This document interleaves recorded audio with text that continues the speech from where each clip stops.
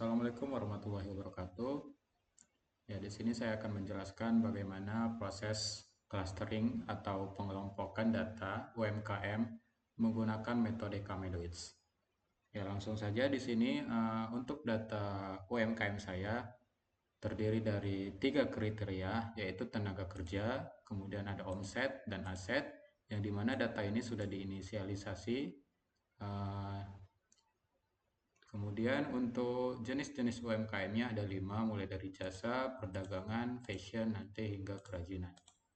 Untuk secara singkat, proses Kamedoid ini untuk pertama yaitu kita normalisasi. Setelah mendapatkan data normalisasinya, kemudian nanti menentukan sentroid awalnya, kemudian menghitung jarak antara klasternya, kemudian menentukan sentroid barunya, nanti menghitung simpangannya. Jika simpangannya melebihi 0 atau tidak minus, maka dia berhenti di iterasi ketika simpangannya sudah tidak lagi minus. Untuk websitenya kita sudah buat. Yang pertama di sini kita login sebagai admin. Setelah login, di sini dashboardnya untuk menampilkan data-data apa saja yang sudah ada di website ini atau yang sudah ada di database sebagai informasi terhadap admin. Untuk di sini ada kriteria yang dimana kriterianya itu ada 3, tenaga kerja, omset dan aset. Kemudian data jenis usaha atau UMKM-nya ada 5, jasa, perdagangan, fashion, kuliner, dan kerajinan. Kemudian untuk data keseluruhannya untuk UMKM ada 300. Kemudian di sebelah kiri ada menu navigasi yang dimana ada menu dashboard hingga nanti untuk Krips DM atau analisa atau rekomendasi untuk UMKM. Pertama di sini kita lihat ada data user. Nah, untuk data user ini nanti bisa ditambah, diedit dan dihapus sesuai dengan kebutuhan. Nanti ketika user ini ditambahkan bisa login dengan user lain. Kemudian di sini ada data jenis usaha. Nah, di sini data jenis usahanya juga sudah dinamis, di mana nanti ketika jenis usahanya ditambah, itu akan bisa langsung memasukkan data tergantung dengan jenis usahanya. Di sini juga udah bisa tambah, edit, dan hapus. Kemudian untuk data kriterianya juga, di sini sudah kita tambahkan data kriterianya 3, yang dimana sesuai dengan data saya ada kriteria tenaga kerja, omset, dan aset. Dan kriteria ini juga bisa ditambah, diedit, dan dihapus. Kemudian untuk data UMKM-nya di sini nanti akan muncul sesuai dengan jenis-jenis UMKM yang sudah kita buat sebelumnya di data jenis usaha. Sebagai contoh di sini untuk jenis usaha jasa kita masuk ke lihat data. Kemudian di sini ada penambahan data UMKM. Nah, di sini nanti akan tampil list-list data yang sudah ditambahkan sebelumnya. Kemudian jika ingin menambah data bisa ditambahkan UMKM. Nah, nanti tinggal ditambahkan nama UMKM, inisial, kemudian nanti nilai atau value setiap dari kriteria. Untuk inisialisasinya di bawah ada keterangan. Nah, jadi kita hanya mengisi sebagai contoh, misal tenaga kerjanya ada 3, kemudian omsetnya misal 2 juta. Nah, kita lihat di sini 2 juta, berarti dia inisialisasinya 2. Kemudian untuk asetnya kita buat di 11 sampai 15 juta berarti 4 gitu. Kemudian untuk algoritma Kamedoids-nya di sini kita sudah melakukan konfigurasi untuk Kamedoid-nya, di mana di codingannya kita sudah lakukan untuk sesuai dengan alur Kamedoid. Di sini untuk melakukan clusteringnya kita tinggal lihat bagian setiap jenis usahanya. Sebagai contoh saya masuk ke jenis jasa, lihat data. Nah, di sini sudah menampilkan data-data UMKM di jenis usaha di bidang jasa. Di sini sudah ada tenaga kerja, omset, dan aset. Di sini mulai proses clustering UMKM-nya. Pertama, ini menampilkan data aslinya, kemudian menampilkan data normalisasinya. Untuk normalisasi ini dibuat menggunakan min-max scaler, yang dimana normalisasi ini memiliki nilai rentang 0 hingga 1. Jadi untuk data-datanya dinormalisasi semua. Kemudian masuk ke perhitungan K-medoids-nya, di mana kita menentukan medoids awal. Untuk medoid ini bisa ditentukan juga langsung atau bisa ditentukan secara acak. Untuk kasus ini saya menentukan secara manual atau secara langsung, kemudian menghitung data jarak medoids awalnya. Ini untuk iterasi pertama, kemudian masuk ke iterasi kedua, menentukan medoids baru. Untuk medoids baru ini juga bisa diinisialisasi secara langsung dan bisa diinisialisasi secara random. Kemudian menghitung medoids lagi untuk iterasi kedua, kemudian menghitung total simpangan dari iterasi kedua dan iterasi pertama.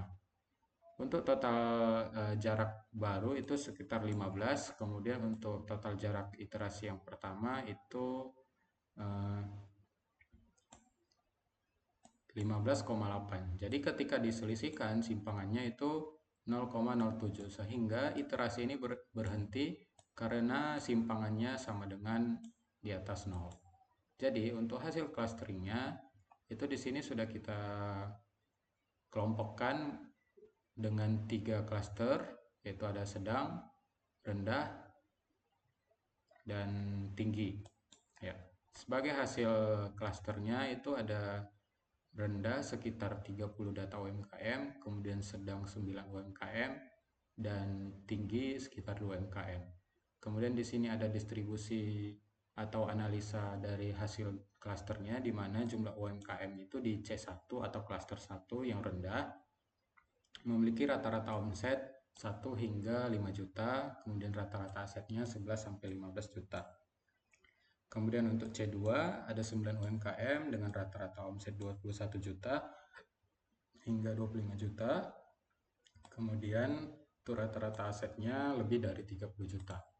Begitu juga dengan C3 ada 2 jumlah UMKM dengan rata-rata omset 6 juta hingga 10 juta dan aset 11 juta dan hingga 15 juta.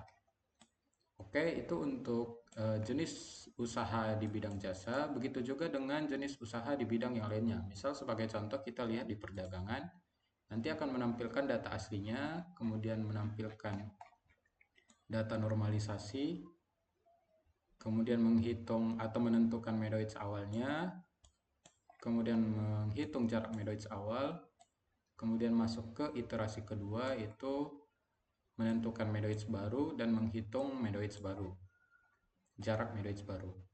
Kemudian ditotalkan simpangannya, jika simpangannya melebihi sama dengan 0, maka iterasinya akan berhenti dan dilihat hasil dari klasternya. Ya, untuk sebagai hasil analisanya di rendah itu sekitar 19 UMKM, kemudian di sedang 70 UMKM dan di UMKM tinggi ada sekitar 42 UMKM. Ya. Kemudian di menu Krips DM ini untuk pendekatan standar yang digunakan untuk memandu proyek, di mana data ini hasil ini mengidentifikasi segmen pasar, menentukan strategi pemasaran. Jadi untuk hasil dari Krips DM ini sudah sesuai dengan data yang sudah di klaster sebelumnya. Sebagai contoh, tadi di bidang jasa ada 30 untuk klaster 1, kemudian ada strategi marketingnya apa saja dan strategi promosinya apa saja. Begitu juga dengan perdagangan, fashion, hingga nanti ke bidang strategi. Ya, mungkin itu saja untuk proses websitenya. Kemudian di sini ada untuk proses perhitungan manualnya secara Excel, di mana data ini nanti ini untuk data mentahnya yang sudah diinisialisasi. Kemudian ini untuk normalisasinya sudah menggunakan rumus secara dinamis. Kemudian menentukan centroid awal. Untuk centroid awalnya kita memakai data yang ketiga ini. Untuk centroid awal ini atau medoid awal kita bisa inisialisasi secara langsung. Tidak hanya terpacu pada data ini. Bisa memakai data yang di tengah atau yang di bawah.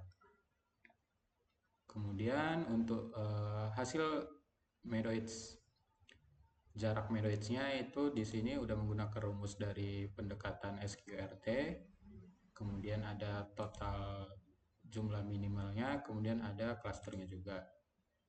Begitu nanti hingga menentukan total simpangannya. Jika total simpangannya lebih dari 0, maka iterasinya berhenti. Dan hasil klasternya sesuai dengan jarak minimal dari Mendoids terakhir.